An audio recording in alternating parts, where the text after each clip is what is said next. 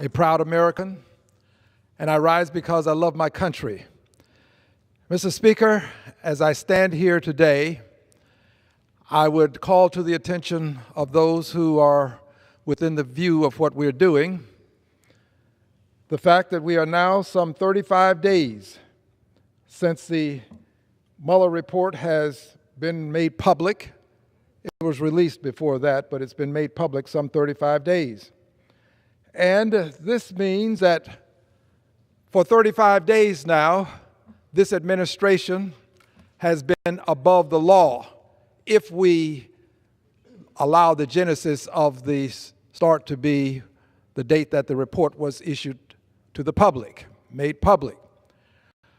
The Mueller report is clear. The president was not exonerated when it comes to obstruction of justice. The Mueller report, in essence, has given this Congress the opportunity to fulfill its constitutional responsibility.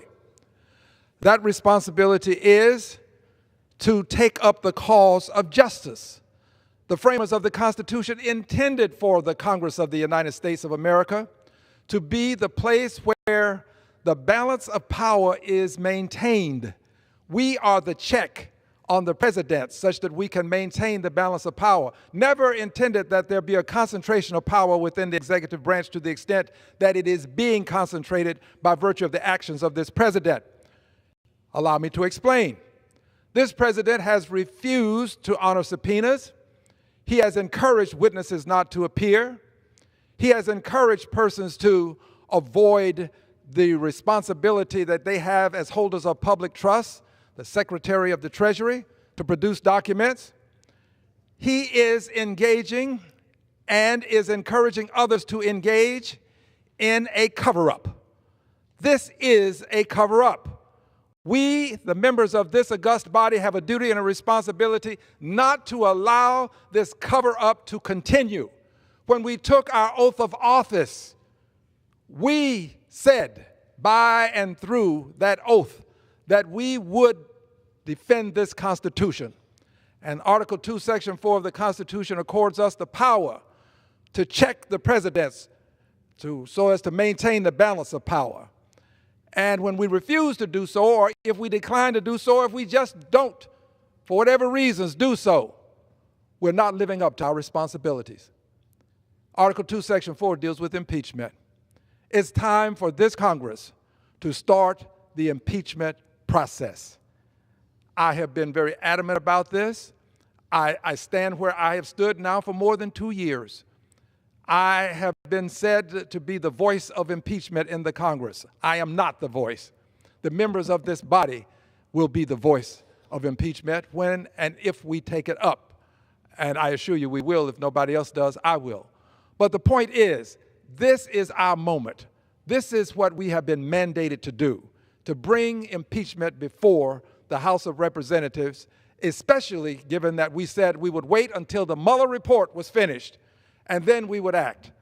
Well, time has lapsed, and this is the time for us to act. We are the members who can make the difference. This is the Congress of the United States of America.